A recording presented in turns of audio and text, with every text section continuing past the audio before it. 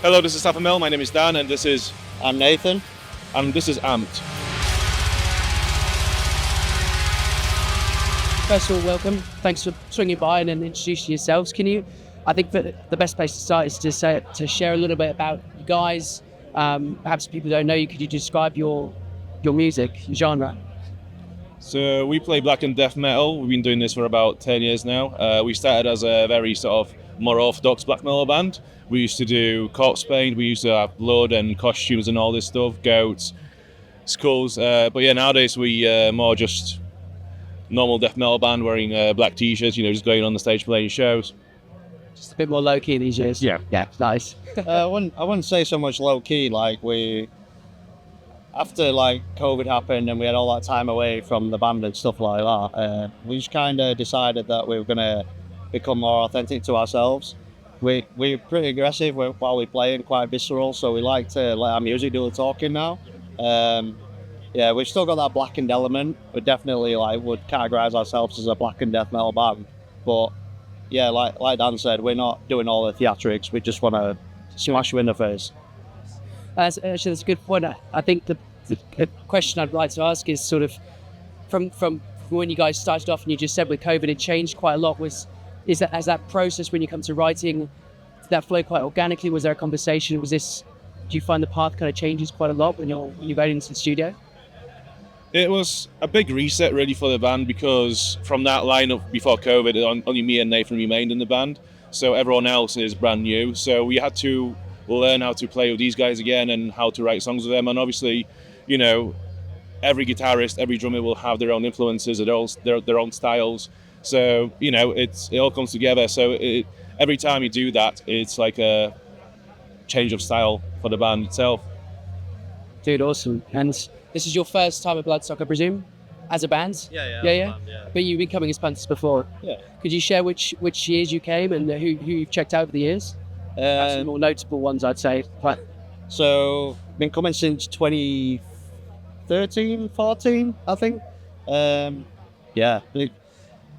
Being in a black and death metal band, it's like you've got your Behemoths, you've got your Watanes, Belphegor, bands like Whitechapel that played yesterday, Malevolence even, they're from near where I'm from, so it's hometown pride. But yeah,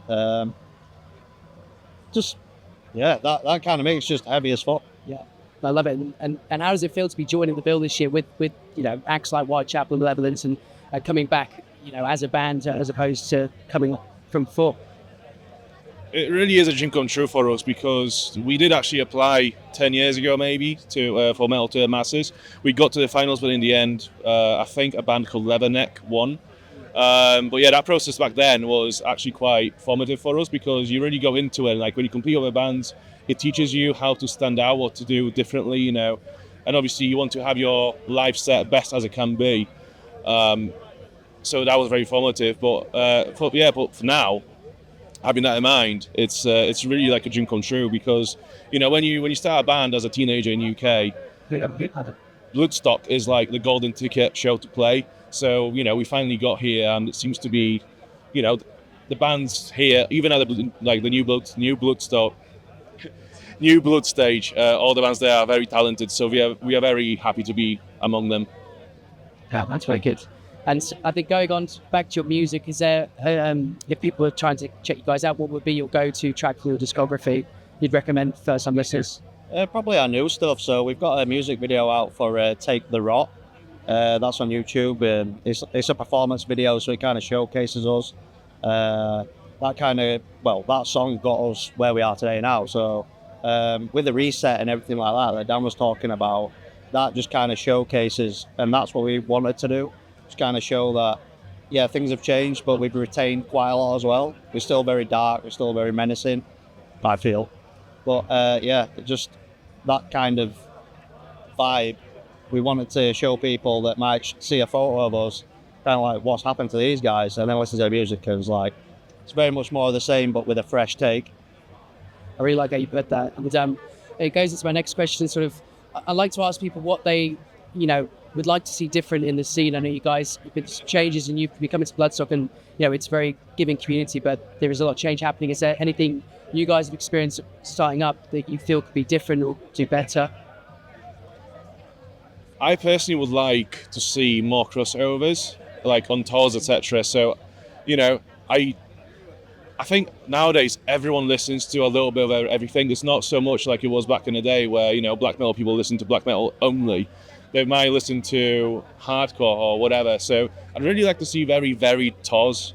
But I know it's probably like a very, very tough thing to sell to anyone, to promoters. So it's probably not going to happen anytime soon. Yeah, pretty much the same thing. And like, when you get little pockets, especially in like the general scene, just kind of like branch out a little bit. There's only so many times you can play to the same people over and over again. It's like you might become well known within that scene, but where's the branching? How are you going to break out of that? Like, just kind of inclusivity is the wrong word, but maybe just a little bit more like boundary breaking. Yeah, broadening it out, kind of.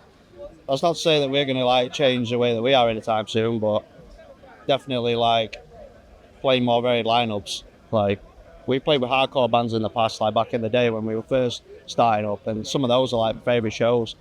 We all had a similar kind of mindset, but it was just aggressive, heavy. There was no kind of posturing. It was just really good. I guess that's where Bloodstock succeeds, right? In having that. You know, when I first came in, I didn't know half the bands. I think you really discovered, you know, I got into Carcass through this, Behemoth, and a lot more black metal stuff, when traditionally I was perhaps more into the new metal as you were as a teenager growing up. And I think that's what's really great. So I think it's a really good point to make about opening up to new genres as well, because there's a lot of crossover. And I think the best part is discovering something that's a little bit different that you may not have heard before. And we like to do this question as well, just a little quick fire. If you had to select 3 headliners for your festival, it doesn't have to be Bloodstock, but just perhaps from your playlist, who would you choose rather? I'll let you go first. I don't know. I kind of go for Behemoth. Talking about that crossover kind of thing, I really love the band Harakiri for the Sky. Like, they just do something that's like pretty seminal. And I've a third band. Us? Why not? I mean, can I beat that? Not really. So I'll just leave it there. Good stuff. And what can people expect from you guys next? So we will have an EP coming out in November called Opposition to Life. We will play 3 of the songs on that EP tonight during the set. But there's going to be more songs on that EP that have not been heard by anyone yet, and I don't think there will be before the EP comes out. So yeah, we look forward to that very much.